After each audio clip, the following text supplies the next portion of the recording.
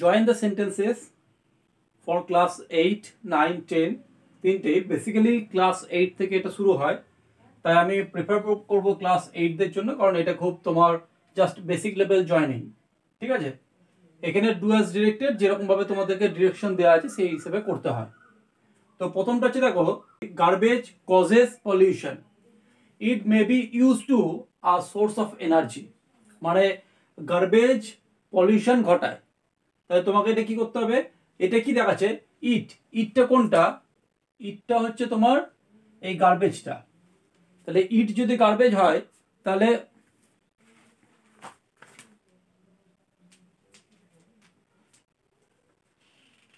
তোমাকে ইউজ করতে হবে, এখানে রিলেটিভ ক্লজ দিয়েছে।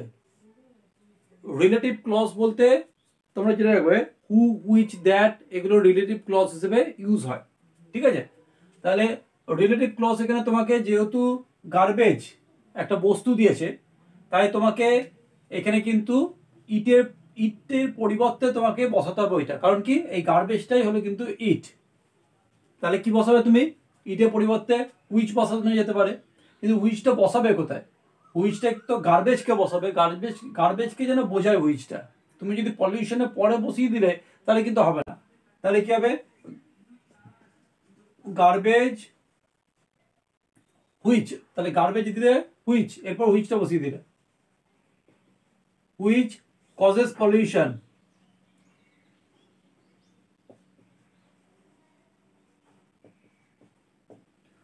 হুইচ কজেস পলিউশন, একটা কমা দিয়ে দাও, তারপর ইটটার বসাবার দরকার নেই, ইটের পরিবর্তে may be used as a source of energy,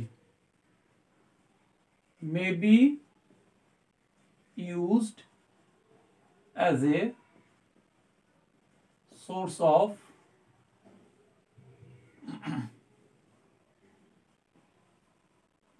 energy.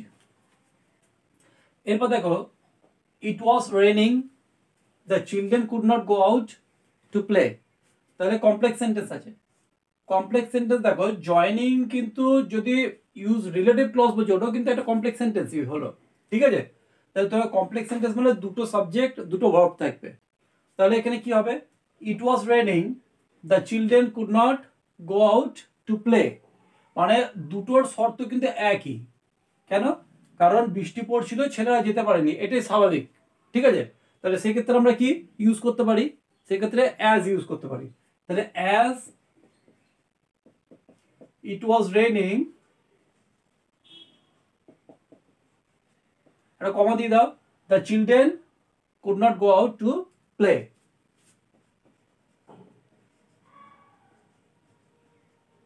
Children could not go out to play. পরেরটা দেখো, Ramesh is an excellent singer, he also plays the guitar well. এখানে ইউজ করতে দিয়েছে দেখো, not only but also। ঠিক আছে, not only dot dot dot but also। তাহলে Ramesh is an excellent singer, he also plays the guitar well। মানে ও singer plus গিটারও ভালো বাজায়, এটাই বলতে চাইছে, তাই তো। তাহলে সেই ক্ষেত্রে কি হবে, এই সিঙ্গার আর গিটারটাকে আমরা একই জিনিস ধরে নিচ্ছি, মানে একই প্রফেশন, মানে যে গান করতে জানে সে গিটারও বাজাতে জানে। ঠিক আছে, তাহলে সে শুধু গান করতে জানে না, সে গিটারও বাজাতে জানে। তাহলে প্রথম স্টার্ট করবো কি, রমেশ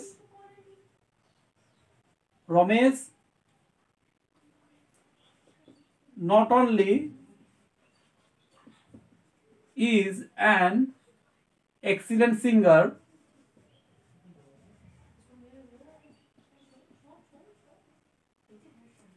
তারপরে হিটা আছে, মানে সিঙ্গারটা কে, সিঙ্গারটা রমেশই, তাহলে হিটা দেবো না, তাহলে কি হবে, singer but also plays the guitar well। তাহলে Ramesh not only is an excellent singer but also plays the guitar well। ঠিক আছে, এরপর দেখো কি বলেছে, ইউজ দো, মানে এরকম টাইপের বলবে, মানে তোমাকে দো ইউজ করতে হবে। ঠিক আছে, মানে দো মানে হচ্ছে যদিও, she was late for the quiz contest, she performed well. তার মানে দেখো যেমন এই পার্টটাতে কি ছিল, 2 নম্বরটাতে যে বৃষ্টি পড়ছিল সেখানে স্কুল যেতে পারেনি, শর্ত কিন্তু একটাই আছে, ঠিকই আছে। এখানে বলছে সে দেরি করে গিয়েছিল কুইজ কন্টেস্টের জন্য, কিন্তু ভালো পারফরমেন্স করেছে। দেরি করে যাওয়া সত্ত্বেও কিন্তু ভালো পারফরমেন্স করেছে, ঠিক আছে। তাহলে এটা দুটো শর্ত কিন্তু আলাদা আছে। তাহলে কি হবে, though she was late for the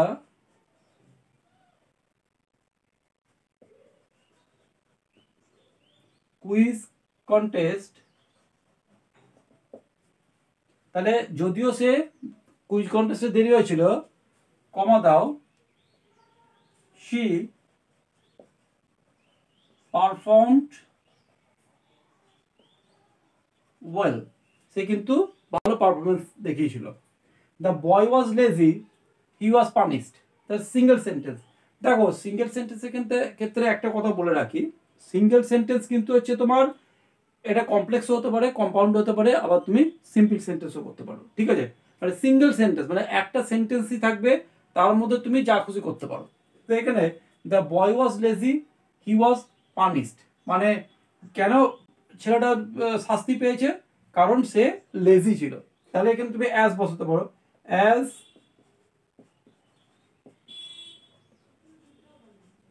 the boy was lazy, comma দাও, he was punished,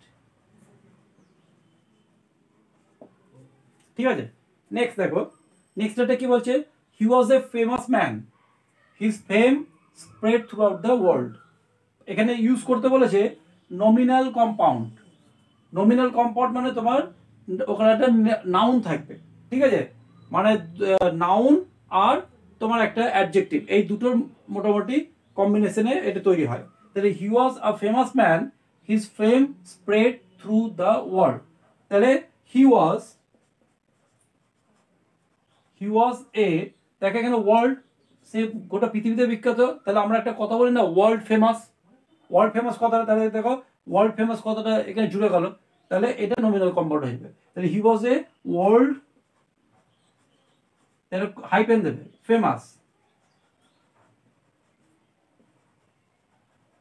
man, he was a world famous man. তাহলে এই হচ্ছে তোমাদের জয়েনিং।